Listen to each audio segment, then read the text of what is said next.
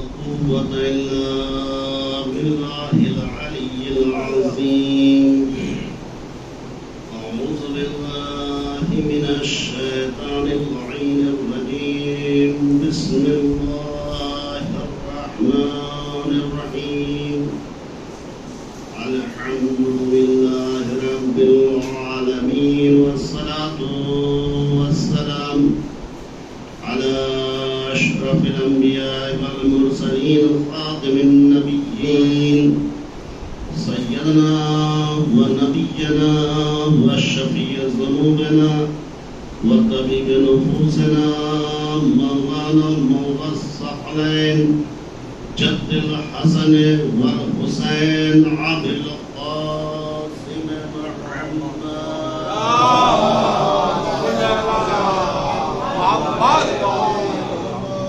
الصلاة على وليه ووزيره وأمينه سيد المسلمين أمير المؤمنين علي بن أبي طالب، غالب كل غالب، مطلوب كل طالب، إمام المشارق والمغارب، سيد الوصين، فاتح باب خيبر، قاتل مرعون در، والد الشبير وشبر، ثم الصلاة على آله الطيبين الطاهرين، ولعنة الله على أعدائهم أجمعين. أما بعد فقال سبحانه وتعالى وقوله الحق.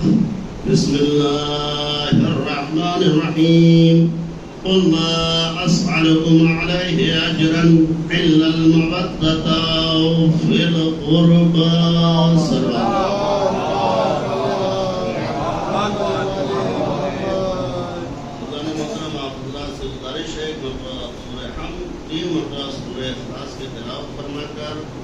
مرحوم ابورا حسین اور مرحوم نفیس فاطمہ مخدوم کے کو حساب کرنا.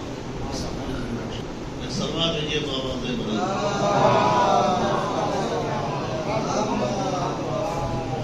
دیکھیے صلوات کی بڑی فضیلت ہے، اور یہ صلوات آپ یہاں پڑھیں گے اور رزق کی گارنٹی جو خالق کائنات وہاں لیتا ہے.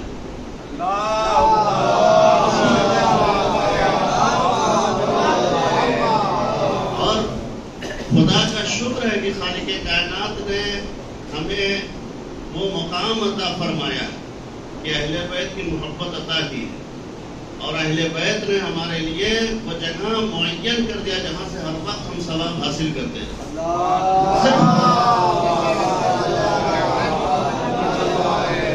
صرف یقین اور عقیدہ ہونا چاہیے. یہی صلوات آپ کی تمام زندگی کی مشکلات کو حل کرنے والا. اگر تندرستی ہے تو اسے بھی دور کرتی ہے، غربت ہے تو اسے بھی دور کرتی ہے، کوئی مشکلات ہو، کوئی پریشانیاں ہو تو اسے بھی مشکل کر دیتی ہے. لیکن یقین کے ساتھ جب انسان یقین کی منزل میں پہنچتا ہے تو ساری مشکلات خود بخود حل ہو جاتے ہیں. اور عزیزان محترم، یہی وجہ ہے کہ آپ دیکھیں کہ صلوات کی عظمت کو، اس کی اہمیت کو. ایک شخص تھا بہت ہی تنگدست، پریشان حال تھا، کچھ نہیں تھا، گھر میں فاقہ ہو رہا تھا، پریشان حال تھا. ایک دن وہ گھر سے نکلتا ہے کہ جائیں کہیں سے کچھ حاصل کریں، کچھ رزق لے آئیں. وہ گھر سے باہر نکلا. جب وہ گھر سے باہر نکلا تو دیکھا کہ ایک چوراہے پر ایک مولانا تقریر کر رہے ہیں اور چند افراد وہاں پر کھڑے ہوئے. اور مولانا جب تقریر کر رہے تھے کہ اس نے سوچا کہ چلے ہم بھی کچھ بات و نصیحتیں ہو رہی ہیں، کچھ ہم بھی سن لیتے ہیں. جا کے یہ بھی کھڑا ہو گیا. وہ بات نصیحت کرتے کرتے کرتے جو ہے صلوات پہ آ گئے. کہ اگر کوئی انسان مسلسل صلوات کا ورد کرتا رہے، صلوات پڑھتا رہے، تو اللہ اسے غیب سے رزق عطا فرماتا ہے.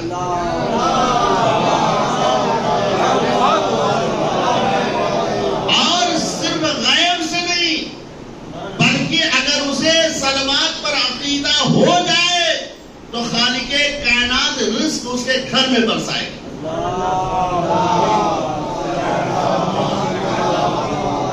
اب عزیزان محترم، آپ دیکھیں عقیدہ کسے کہتے ہیں، یقین کسے کہتے ہیں. وہ آیا اپنے گھر میں مسلسل صلوات، اٹھتا ہے تو صلوات، بیٹھتا ہے تو صلوات، کھاتا ہے تو وہ صلوات پیتا. تو صلوات اور صلوات پڑھتے پڑھتے مسلسل 3 دن گزر گئے. اور وہ صلوات پڑھتے ہوئے تیسرے دن اپنے گھر سے نکلا, ایک جنگل کے راستے سے گزر رہا تھا کہ اچانک اس کا پیر جو ہے ایک پتھر سے ٹکرایا. جب پتھر سے ٹکرایا تو پلٹا اور پلٹ کر دیکھا. جب پتھر کو ہٹایا تو دیکھا کہ وہاں پر ایک پتیلا پڑا ہوا ہے جو سونے چاندی اشرفیوں سے بھرا ہوا ہے. بہت خوش ہوا,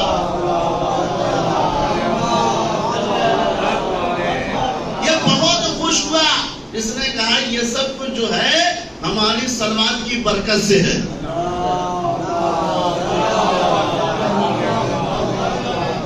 یہ صلوات کی برکت سے ہے.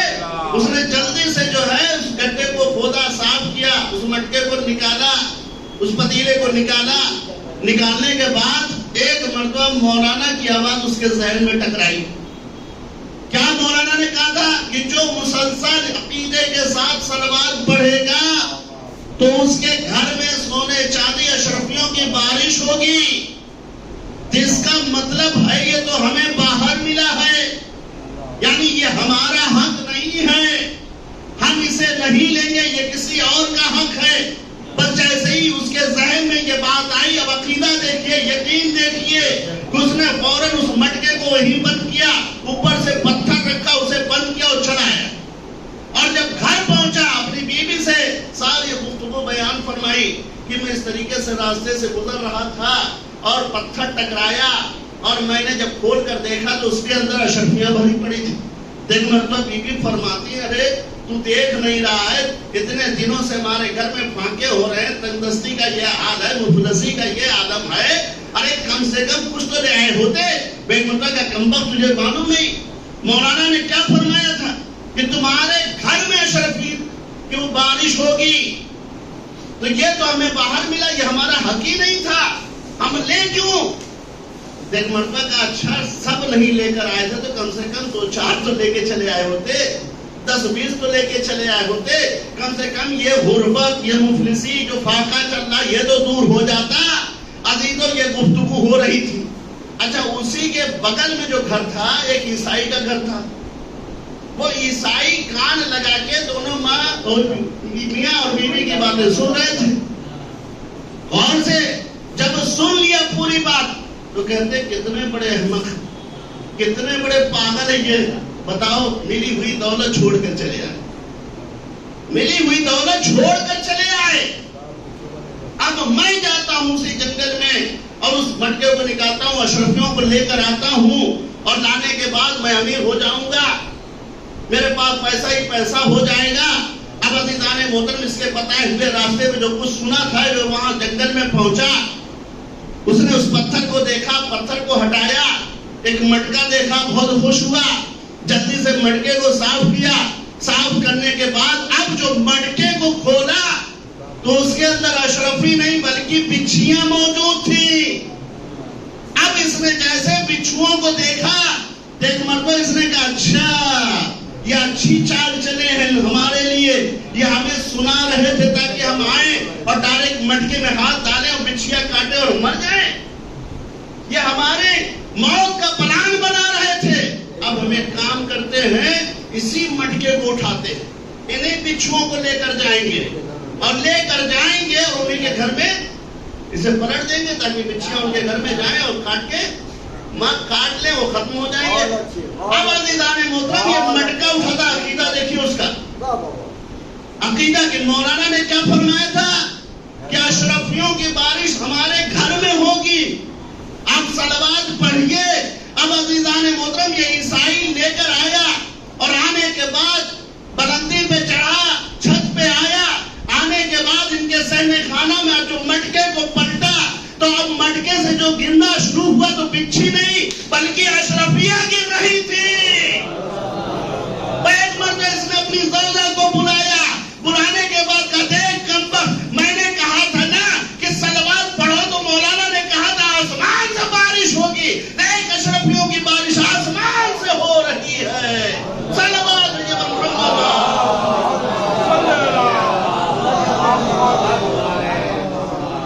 تو عزیزان محترم عقیدہ ہونا چاہیے.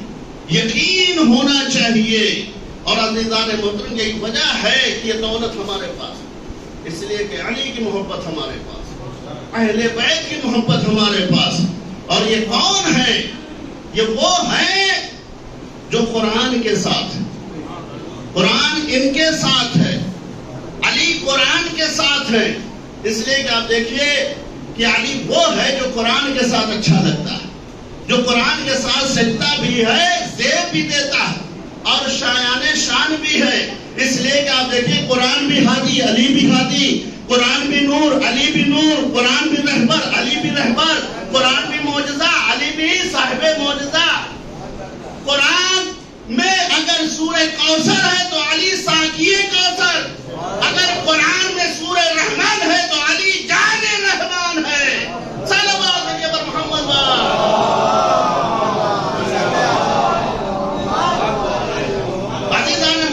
قرآن کو پڑھنا عبادت، علی کا ذکر کرنا عبادت، قرآن کو دیکھنا عبادت، علی کے چہرے کو دیکھنا عبادت، قرآن کا تذکرہ کرنا عبادت، علی کا ذکر کرنا عبادت. یعنی جو عظمت قرآن کی ہے وہی عظمت علی کی ہے.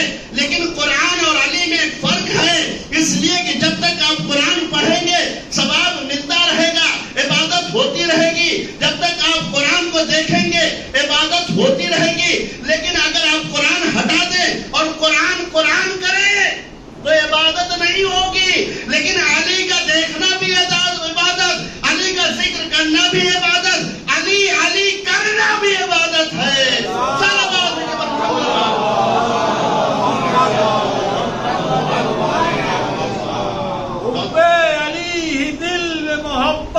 علی کی ہے، حب علی ہی دل میں محبت علی کی ہے، اور جو کچھ جہاں میں ہے وہ بدولت علی کی ہے. اور ذکر علی کو سن کے جو کھٹا سا منہ بنائے سمجھو یہ صاف عداوت علی کی ہے.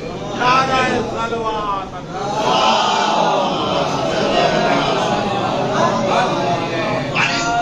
محترم. آپ دیکھیں علی کی ذات کا نام ہے، علی کی شخصیت کیا ہے، علی کی منزلت کیا ہے. یعنی علی اسے کہتے ہیں جو کل ایمان، علی جو شایان شان ہو، علی جو وارث قرآن ہو، علی جو وارث محمد ہو، علی جو شوہر بطول ہو.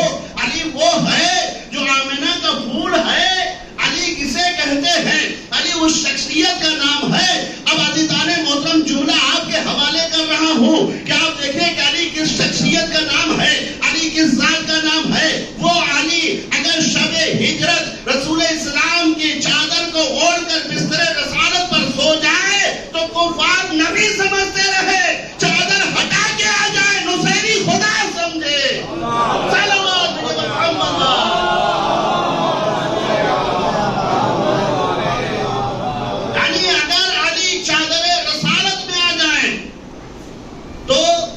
نبوت کا دھوکہ، اور اگر چادر ہٹا دے تو خدائی میں دھوکہ. ایک صلوات بھیجے پر رحمت اللہ.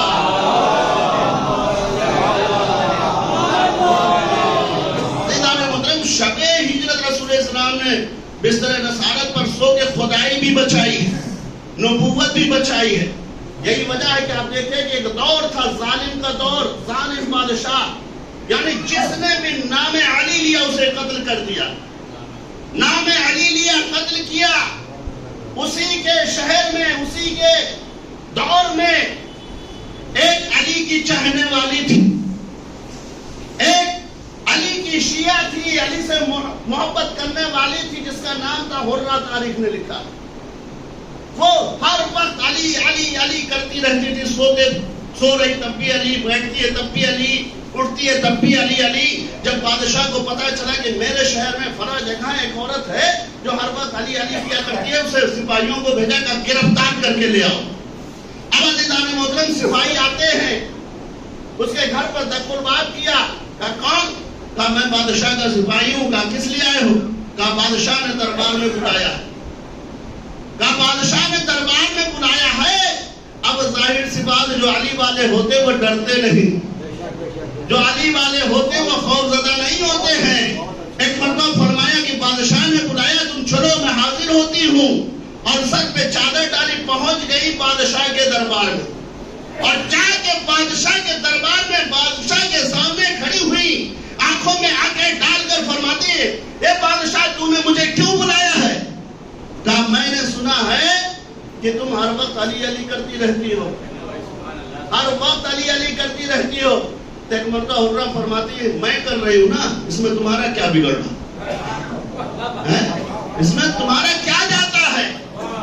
میں علی علی کر رہی ہوں، میرا مولا ہے، میرا آقا ہے، اور میں اپنے آقا کو بلا رہی ہوں، اس میں تمہارا کیا بگڑ رہا ہے؟ کہ بگڑ کچھ نہیں رہا ہے، ہم نے سنا یہ ہے کہ تم نے یہ کہا ہے کہ تمہارا علی تمام صحابہ سے افضل ہے، تمہارا علی تمام صحابہ سے افضل ہے، تم نے کہا ہے؟ کہا نہیں، یہ میں نے نہیں کہا ہے۔ کہا نہیں، یہ ہمارے سپاہی نے بتایا۔ کہا جھوٹ بولا تمہارے سپاہیوں نے، تمہارے سپاہیوں نے جھوٹ بولا، ہم نے کہا ہی نہیں ہے کہ ہمارا علی تمام صحابہ سے افضل ہے۔ کہا نہیں، جس نے بتایا بڑا معتبر ہے صحابی ہمارا۔ کہا ایک مرتبہ حرہ نے اپنی نگاہوں کو اٹھایا، بادشاہ سے نگاہوں میں نگاہیں ملا کے فرماتی ہے، یہ بتا تیرے دربار میں تیرے تک سے لے کر تیرے نیچے تک سچا کون ہے؟ صلوات بھیجے پر محمد۔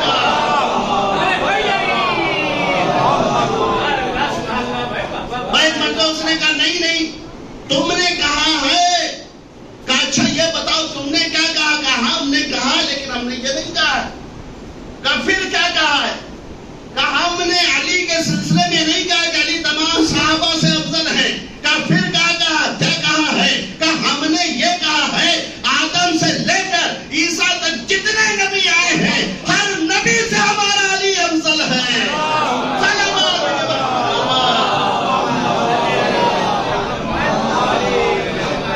عزیزوں ایک مرتبہ بادشاہ اپنے تخت پر کھڑا ہو گیا، کھڑا ہونے کے بعد کہتے اتنا بڑا دعویٰ، اتنا بڑا دعویٰ کہ تیرا علی سارے نبیوں سے افضل ہے تو دلیل بھی دو۔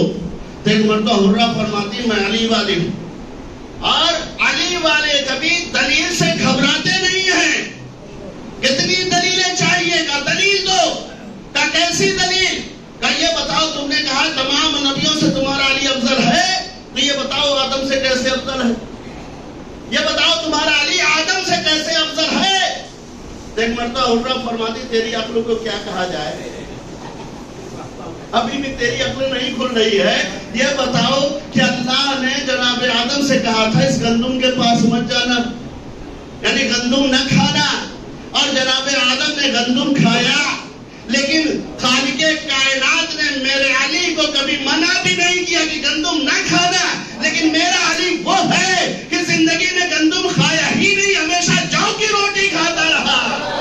صلوات بھیجے پر محمد۔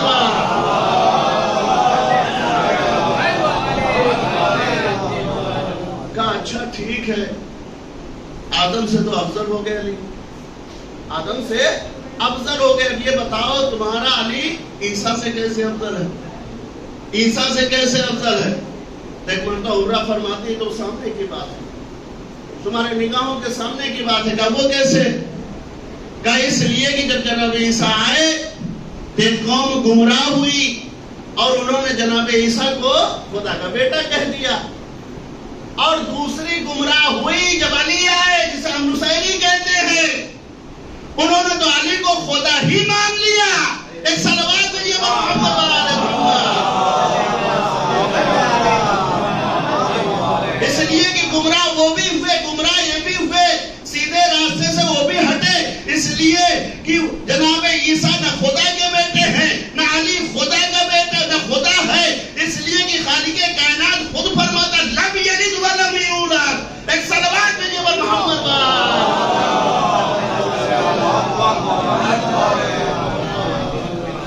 عزیزان محترم کا اچھا یہ بھی جواب ہو گیا، اچھا ایک جواب اور تم یہ بتاؤ تمہارا علی جناب موسیٰ سے کیسے افضل ہے؟ کہا اس کا بھی ہم جواب دے دیتے ہیں، کیسے افضل ہے؟ کہا سنو، اللہ کے نبی سے ان کی قوم نے یہ ضد کی تمہارا اللہ کیسا ہے؟ بتاؤ تمہارا اللہ کیسا؟ نہ سوتا ہے نہ اونگ آتی ہے کیسا تمہارا اللہ؟ اب جناب موسیٰ کہاں پہنچ گئے؟ کوہ طور کے پہاڑ پہ. جب پہاڑ پہ پہنچے آواز دی پروردگارہ میری قوم سوال کر رہی ہے کہ تو سوتا نہیں ہے، تجھے اونگ نہیں آتی ہے. تو اللہ نے بھی کیا کیا؟ کوئی جواب نہیں دیا. 2 شیشے دیے، کہا یہ تو دائیں ہاتھ میں پکڑ لو، یہ بائیں ہاتھ میں پکڑ لو، اور پوری رات جاگ کر اس کی حفاظت کرنا، سونا نہیں.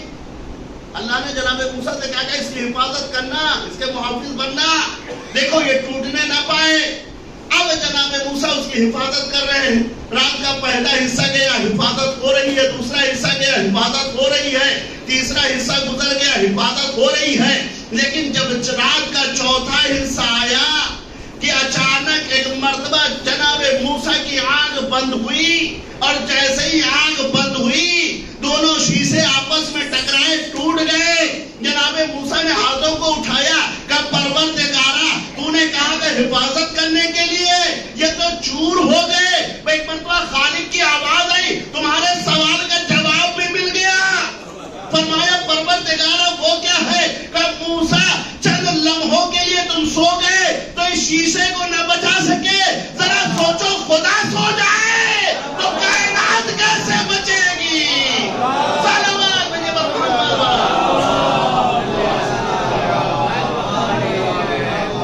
اب عزیزان محترم سمجھ میں علی کیسے افضل ہیں. ارے شب ہجرت سے پہلے علی کبھی سوئے نہیں تھے. عزیزان محترم اسی وحدانیت کو بچانے کے لیے علی بستر رسالت پر سو گئے، اور فرق بھی بتا دیا کہ خدا وہ ہے جو کبھی اونگتا نہیں نہ کبھی سوتا ہے. علی وہ ہے جو سوتا بھی ہے، اونگ بھی آتی ہے. صلوات مجھے محمد.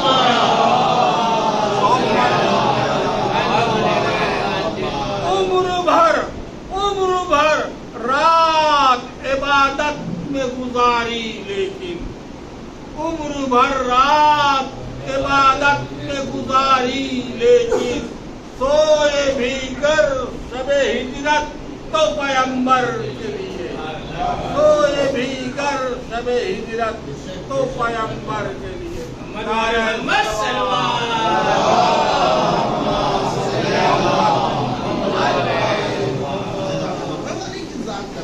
علی کی شخصیت کا نام، علی کی منزلت کیا، علی کی فضیلت کیا ہے؟ آیت اللہ شکر تو مولا کائنات کی شان میں فضیلت لکھتے ہیں. اور آیت اللہ شکر بہت بڑا نام ہے، بہت بڑی بڑی کتابیں لکھی ہیں. لیکن آیت اللہ شکر کے لیے جو ملتا ہے یہ بہت کل ذہن تھے، یہ ذہن کے بڑے کمزور تھے. کل ذہن یعنی جو کچھ انہیں استاد پڑھاتا تھا تھوڑی دیر کے بعد یہ بھول جاتے تھے، دوبارہ جب استاد پوچھتے تھے کہتے یاد نہیں. یعنی یہ حال تھی ذہانت کی. اور یہی وجہ ہے کہ جب یہ کلاس میں آتے تھے تو استاد پوچھتے تھے بھائی جو ہم نے پڑھایا سناؤ، اور نہیں سنا پاتے تھے کہتے تھے بھول گئے، تو استاد کلاس سے نکال دیتے تھے. اور گھر پہ آتے تھے تو ماں پوچھتی تھی کہ بتاؤ کیا پڑھایا ہے؟ کہا بھول گئے. کہا جب یاد کر کے آنا تب گھر میں آنا، داخل ہونا. پتہ یہ چلا کہ ادھر سے بھی نکالے گئے ادھر سے بھی نکالے گئے. اب یہ پریشان ہے، جائیں تو جائیں کہاں، کون سی ایسی جگہ تلاش کریں. گھر سے بھی نکال دیے گئے ہیں اور کلاس سے بھی نکال دیے گئے ہیں. تو عزیزان محترم سوچتے سوچتے ان کے ذہن میں یہ بات آئی کہ ایک جگہ ہے جہاں سے کوئی نکالا نہیں جاتا ہے، جو بھی اس در پر جاتا ہے کامیاب ہو جاتا ہے. بھائی انہوں نے امام موسیٰ کاظم علیہ السلام کے در کو اختیار کیا.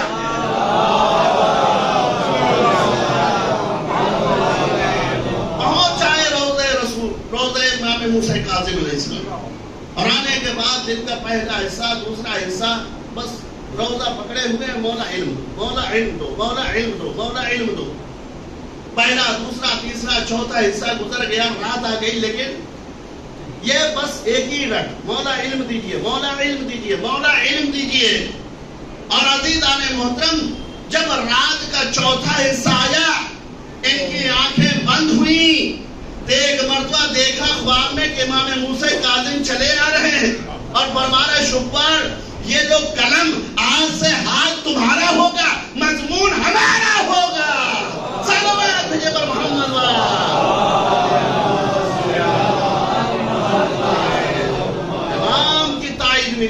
تمام کی وہ لکھتے ہیں، فرماتے ہیں اپنی کتاب میں کہ مولا نے کیا فرمایا تھا. مولا نے کیا فرمایا تھا؟ انا اصغر ربی من سنتین. کیا فرمایا مولا نے؟ انا اصغر ربی بے سنتین. اب ترجمہ سنیں گے، آپ ترجمہ سنیں گے تو حیران ہو جائیں گے. یعنی مولا کیا فرما رہے ہیں کہ میں اپنے پروردگار سے 2 سال چھوٹا ہوں.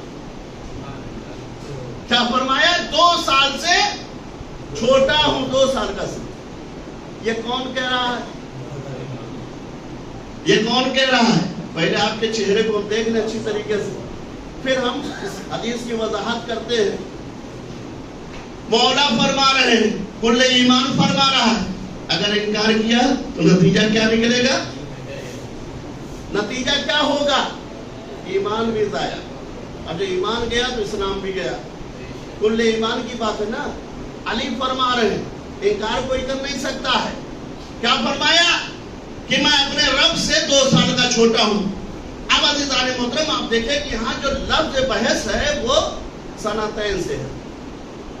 سنتین اس میں زبر کے ساتھ، زیر کے ساتھ، پیش کے ساتھ، تینوں کے ساتھ آپ پڑھیے اور تینوں کے معنی اور مفہوم کو دیکھیے کیا ہے. یعنی اگر آپ سنتین کے ساتھ پڑھیں گے تو اس کا ترجمہ یہی نکلے گا کہ میں اپنے رب سے 2 سال چھوٹا ہوں. تو مولا کیا فرمانا چاہ رہے ہیں یہاں پر کہ میں اپنے رب سے 2 سال کا نہیں.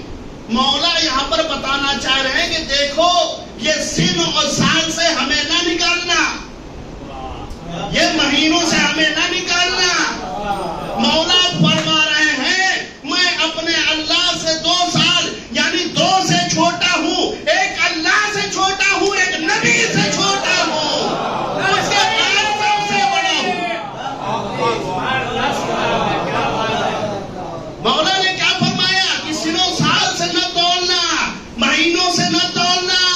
ہم اور اپنے پروردگار سے چھوٹے ہیں، یعنی صرف 2 سے، ایک اللہ سے، ایک رسول سے، اسی اس کے بعد میں سب سے بڑا ہوں. اسی لیے تو اس آنا نے میرا نام علی رکھا ہے. صلوات علی محمد.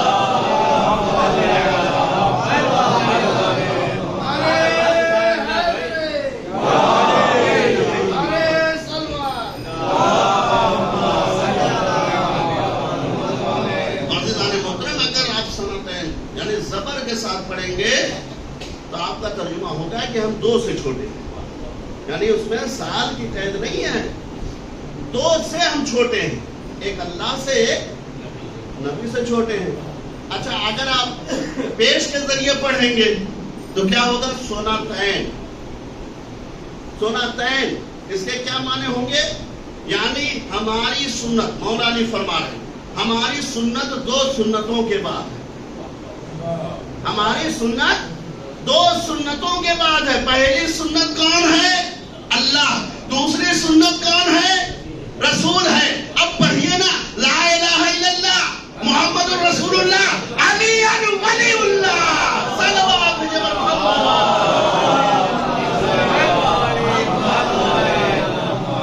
اب عزیزان محترم تیسرا بھی بتا دیتے ہیں. آپ کی مرضی جسے چاہے مان لے، آپ کی مرضی جسے چاہے مان لے.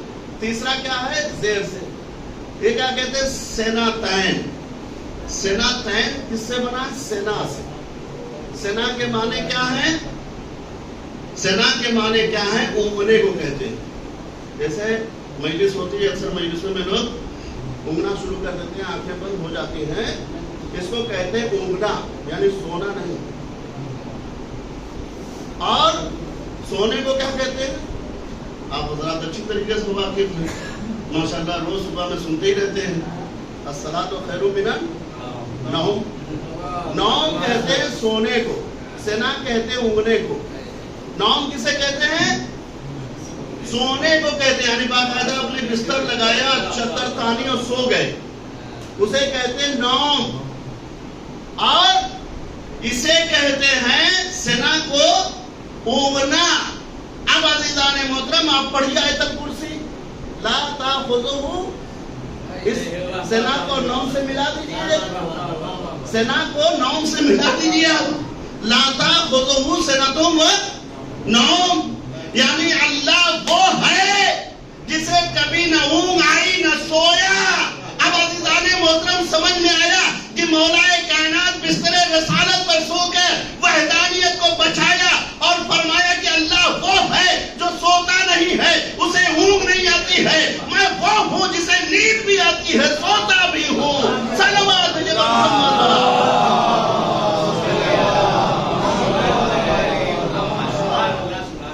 عزیزان محترم آپ پہچانیے کہ علی کون ہے؟ علی کس ذات کا نام ہے، علی کس شخصیت کا نام ہے؟ اور آگے آپ پڑھیے، آپ دیکھیے علی کی شخصیت کس ذات کا نام ہے۔ یعنی اللہ نے اس دنیا کو جو خلق کیا تو کیا کہہ کے بنایا؟ اللہ نے اس دنیا کو پیدا کیا، چاند کو پیدا کیا، ستاروں کو پیدا کیا، زمین کو خلق کیا، آسمان پہ شامیانہ لگایا، زمین پہ فرش بچھایا، دریا کو روانگی عطا کی، تو کس لیے؟ کیا کہہ کے؟ کن فیکون ہی تو کہا تھا نا، اللہ نے کن کہا، کن فیکون، کن فیکون، یعنی جیسے ہی اللہ نے چاہا کہ زمین پر فرش بچھایا جائے، کن کا فوراً بچھ گیا۔ جیسے ہی اللہ نے چاہا آسمان میں شامیانہ لگے، کن کہا لگ گیا۔ دریا میں روانی عطا کرنی چاہیے، کن کہا ہو گیا۔ اب عزیزان محترم آپ دیکھیں کہ چاند کو چمکانا چاہا، کن کا ہو گیا۔ سورج میں روشنی دینا چاہیے، کن کا ہو گیا۔ زمین پر فرش بچھایا، کن کا ہو گیا۔ یعنی اللہ نے یہ کائنات بنائی کن کہہ کر، جنت بنائی کن کہہ کر، دوزخ بنائی کن کہہ کے، کائنات پوری بنائی کن کر کے۔ اب عزیزان محترم اس کن کے بارے میں جو مولا فرماتے ہیں، یہ کاف و نون جو ہے، اس کے لیے مولا کیا فرما رہے ہیں کہ میں اس کاف و نون کا راز ہوں، مولا فرما رہے ہیں۔ یعنی بلکہ یہ کہا جائے میں کاف و نون ہوں۔ اب کاف و نون بن کر کیا بنتا ہے؟ کن، کن بنتا ہے۔ اب ترجمہ کریے آپ، اللہ نے جب آسمان بنایا تو کیا کہا؟ کن، یعنی یا علی کہا آسمان بنا، یا علی کہا زمین بنی، یا علی کہا آسمان پہ فرش بچھ گیا، یا علی کہا زمین پر فرش بچھا، یا علی کہا تو آدم بنے، یا علی کہا تو نوح بنے، یا علی کہا تو جنت بنا، یا علی کہا تو کوثر بنا۔ صلوات علی محمد۔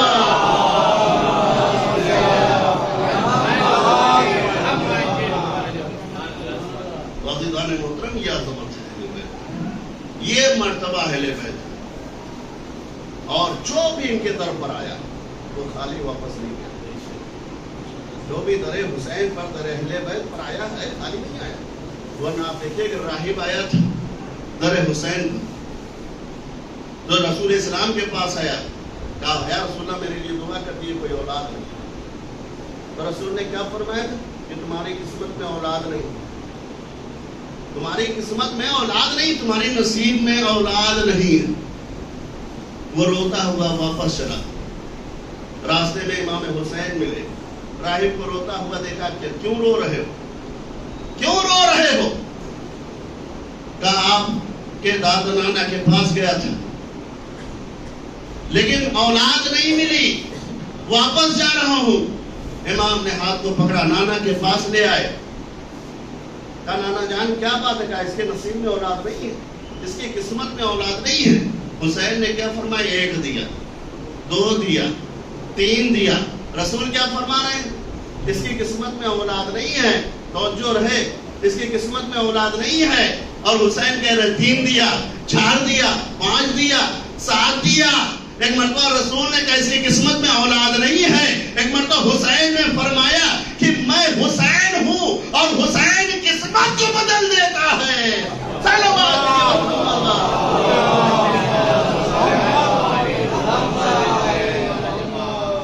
عزیزان محترم، اہل بیت کو آپ پہچانیے، اہل بیت کی عظمتوں کو پہچانیے۔ اس لیے کہ خالق کائنات نے دعویٰ کیا اور دعوے کی دلیل کو پورا اہل بیت نے کیا ہے۔ دعوے کی دلیل بھائی آپ دیکھیے کہ اللہ نے دعویٰ کیا کہ جو ہے شہید زندہ ہوتا، شہید زندہ ہوتا ہے۔ کسی نے دلیل دی؟ شہید زندہ ہوتا ہے، کسی نے دلیل دی آج تک؟ دلیل آپ کو کہاں ملے گی؟ کربلا میں ملے گی. یعنی سر نوکے نیزے پہ ہے، قرآن کی تلاوت کر کے یہ بتا رہا ہے کہ اللہ نے دعویٰ کیا ہے، ہم قرآن سنا کے بتا رہے ہیں جو بھی اللہ کے راہ میں شہید ہوگا وہ زندہ ہوتا ہے. صلوات جب محمد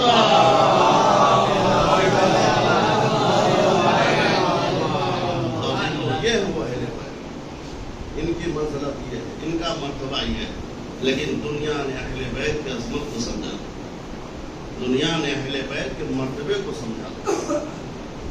اور عزیزوں آپ دیکھیں کہ اہل بیت کو کس طریقے سے سجایا گیا، زہرا کا چمن کس طریقے سے اجاڑا گیا. یہ ایام اعزاء آپ کے درمیان چلے.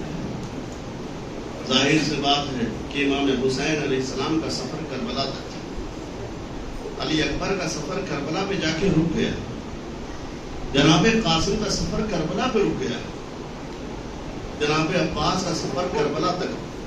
لیکن ذرا سوچئے کہ سید سجاد کا سفر کہاں ہے؟ ذرا تصور آپ کیجئے کہ جناب زینب کا سفر کہاں تھا.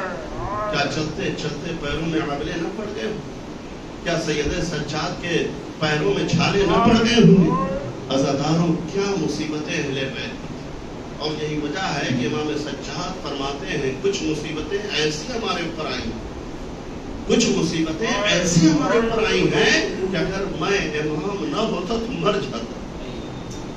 چاہنے والوں نے پوچھا مولا وہ کون سی مصیبت تھی، وہ کون سی پریشانی تھی؟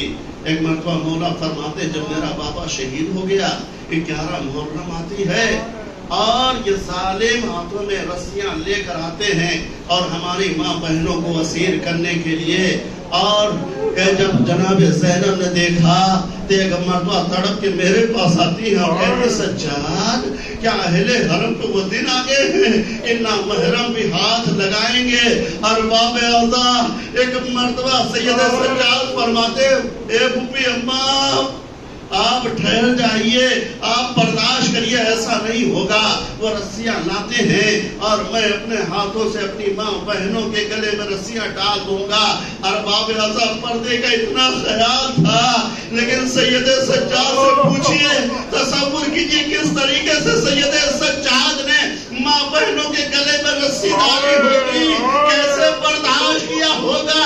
لیکن سید سجاد نے یہاں نہیں فرمایا کہ اگر میں امام نہ ہوتا تو مر جاتا. فرمایا مولا کب یہ فرمایا ہے کہ جب میں نے سب کے گلے میں رسی ڈال دی تو ایک 4 سال کی بچی سکینہ میرے پاس آتی ہے، آकर کہتی ہے اے بھیا سجاد ارے میرے بھی گلے میں رسی ڈال دو، بھیا سجاد میرے گلے میں رسی ڈال دو.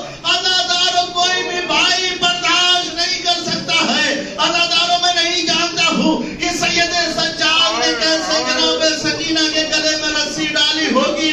ارباب اعزا زینب فرماتی ہے کہ ہم میلوں چلے ہیں رکوع کی حالت میں. ارے پوچھنے والوں نے پوچھا اے بی بی آپ رکوع کیوں چلتی تھی؟ کہا دیکھ نہیں رہے ہو ایک رسن ہے بارہ کرے. ارے اس میں ہماری بچی سکینہ بھی ہے. جب بیویاں کھڑی ہونا چاہتی تھی تو سکینہ کا گلا گھٹنے لگتا تھا. یہی وجہ ہے کہ ہم رکوع کی حالت میں چل رہے تھے. ارباب اعزا ایک قافلہ لے جا کر قید خانے میں مقید ہو جاتا ہے. ارباب اعزا تصور کیجئے کہ کیسا قید خانہ ہے، کھلا ہوا قید خانہ ہے. رات میں اوس ہے تو دن میں دھوپ ہے. ارباب اعزا سکینہ نے کیسے برداشت کیا ہوگا، زینب نے کیسے وقت گزارا ہوگا، سید سجاد نے کیسے وقت گزارا ہوگا. ارباب اعزا روایتوں ملتا ہے کہ سکینہ جب صبح ہوتی تھی تو زندان کے دروازے پر آ جاتی تھی، وہیں بیٹھتی تھی. جب شام کی کوئی بچی ادھر سے گزرتی تھی تو سکینہ سوال کرتی تھی اے بچی یہ بتاؤ کیا تمہارا بھی کوئی بھیا، کیا تمہارا بھی کوئی بھیا ہے؟ بچی کہتی تھی ہاں میرا بھیا ہے. ایک مرتبہ سکینہ تڑپ کے کہتی تھی ارے میرا بھی ایک بھیا تھا، کربلا کے میدان میں سینے میں برچھی کھا کر سو رہا. ارباب اعزا پھر سوال کرتی تھی یہ بتاؤ کیا تمہارا بھی چھوٹا سا بھیا ہے. بچیاں کہتی تھی ہاں ہمارا چھوٹا سا بھیا ہے. سکینہ تڑپ کے کہتی تھی ارے میرا بھی ایک بھیا تھا جو ارملا کے تیر کا شکار ہو گیا. ارباب اعزاز سکینہ سوال کرتی ہے یہ بتاؤ تمہارا بھی بابا ہے؟ بچیوں نے کہا ہاں ہمارا بابا ہے. کہا یہ بتاؤ کیا تمہارا بابا تم سے پیار کرتا ہے؟ بچیوں نے کہا ہاں ہمارا بابا ہم سے پیار کرتا. عزیزانو برداشت کر سکتے اس نے. ایک مرتبہ سکینہ کہتی ہے دلیل دو کہ تمہارا بابا تم سے پیار کرتا ہے. ایک مرتبہ بچیوں نے اپنے کانوں کے گوشواروں کو دکھایا کہ دیکھو میرے بابا نے گوشوارے پہنائے ہیں. سکینہ تڑپ گئی. فرماتی میرا بھی بابا مجھ سے بہت پیار کرتا تھا.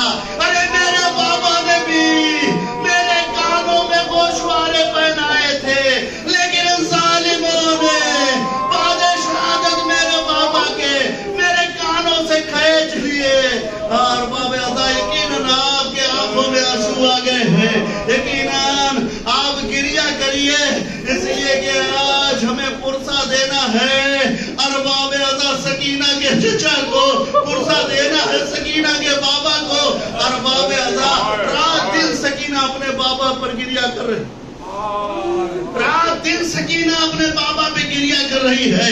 سید سجاد سمجھاتے ہیں اے میری لال بہن رات میں گریا نہ کرو, بابا سے بلند روائے مت کرو, ورنہ قید خانے کے بغل میں یزید کا دربار ہے, وہاں تک بات پہنچ گئی تو تمہیں ایسی جگہ پر مقید کر دیا جائے گا جہاں سے تمہاری رونے کی آواز نہ آئے گی. ارباب اعزاز ایک دن ایسا اتفاق ہوا کہ سکینہ ہائے بابا ہائے بابا ہائے بابا کہہ کے گریا کرنا شروع کیا. اب جو سید سجاد نے دیکھا کہ زندان کا دروازہ کھلتا ہے, دو سپاہی اندر داخل ہوئے. فرماتے ہیں سجاد سکینہ کو قید خانے میں لے کر چلو. عزادارو عرب کا ایک دستور ہوتا تھا کہ جب وہ گھر بناتے تھے تو نیچے ایک اور گھر بناتے تھے جو زمین کے اندر ہوتا تھا, جو اندھیرا ہوتا تھا. ارے یزید نے قید خانے میں 7 قید خانے بنائے تھے, 7 قید خانے بنائے تھے جو نیچے تھا, یہ سب سے اوپر تھے.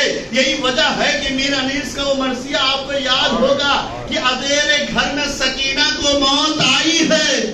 یہ مرثیہ آپ کو یاد ہوگا. یہ جو قید خانہ تھا یہاں تو اجالا تھا, رات کی اوس تھی, دن کی دھوپ تھی, لیکن عزاداروں ایک مرتبہ سید سجاد سمجھ گئے یہ میری بہن کا آخری وقت آ گیا ہے. ایک مرتبہ سجاد نے اٹھایا, پہلے قید خانے میں آئے, کہا یہی اتار دوں, کہا نہیں نہیں یہاں نہ اتارنا, یہاں سے رونے کی آواز باہر جائے گی. دوسرے میں آئے, کہا نہیں یہاں نہ اتارنا. تیسرے میں آئے, چوتھے میں آئے.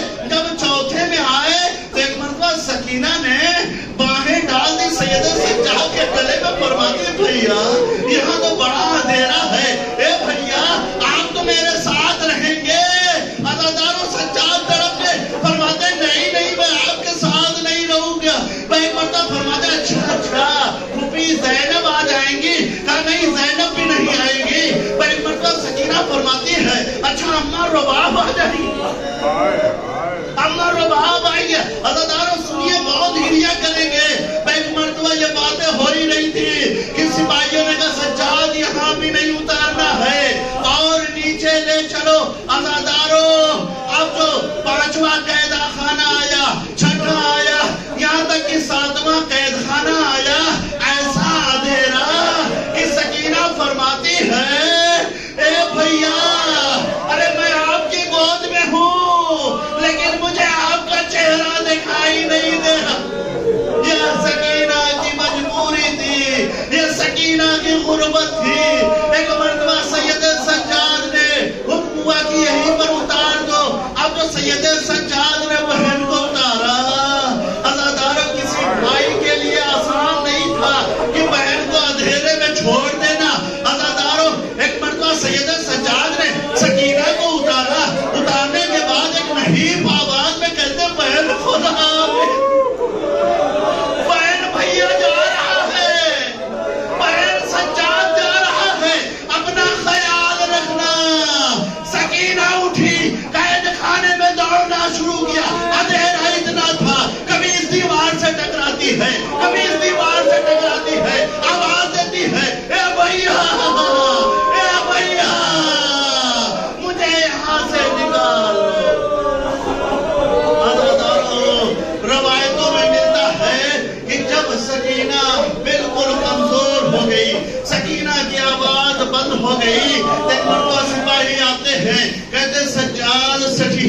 نکال لو.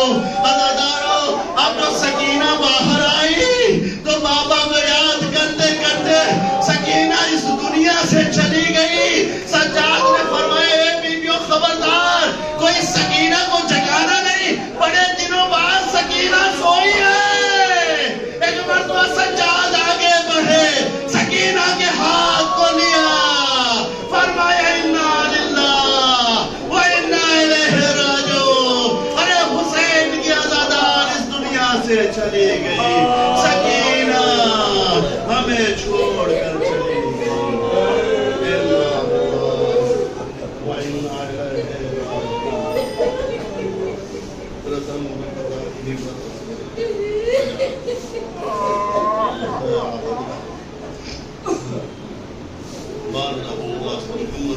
محمد کے صدقے ہمارے اس مختصر سے عطا کو قبول فرما.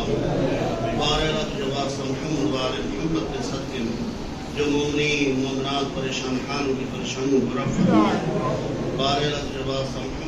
محمد کے صدقے میں جو مومنین مومنات اس دنیا سے اٹھ چکے ہیں, پروردگار بالخصوص جن مرحومین کے لیے سارے ثواب کی مجلس سے پروردگار ان کی مغفرت فرما, اور حاضرین کے تمام مرحومین کی مغفرت فرما. جو جوار معصومین میں جگہ عنایت فرما, کہ درجات میں بلندی عطا فرما. محمد کے صدقے میں شہداء کربلا کے صدقے میں جو مریض ہیں بالخصوص ہمارے فیاض بھائی اور جو بھی شان حیدر کرار میں مریض ہے, پروردگاروں میں شفاء کاملہ اور عاجلہ عطا فرما. محمد کے صدقے ہم سب کو عمل صالح بجا لانے کی توفیق عنایت فرما. محمد کے صدقے ہم سب کو سیرت اہل بیت پر چلنے کی توفیق عنایت فرما. محمد کے صدقے میں جہاں جہاں بھی شان حیدر کرار ہے بالخصوص وہ زائرین جو زیارت پر گئے ہیں, پروردگار ان کی جان و مال عزت آبرو کی حفاظت فرما. دشمنان اہل بیت کو نیز کو نابود فرما. محمد کے صدقے میں بہترین دعا یہ کہ امام زمانہ کے ظہور میں تحجیل فرما, اور ہم سب کو ان کے عمل انصار میں شمار فرما. اللہم تقبل منا وانک انت السمیع العلیم. آپ حضرات سے التماس ہے کہ ان کو سورہ حمد ان مرتبہ سورہ ساج کے انتخاب فرما کر مرحوم حسین اور مرحومہ نفیس فاطمہ کے ساتھ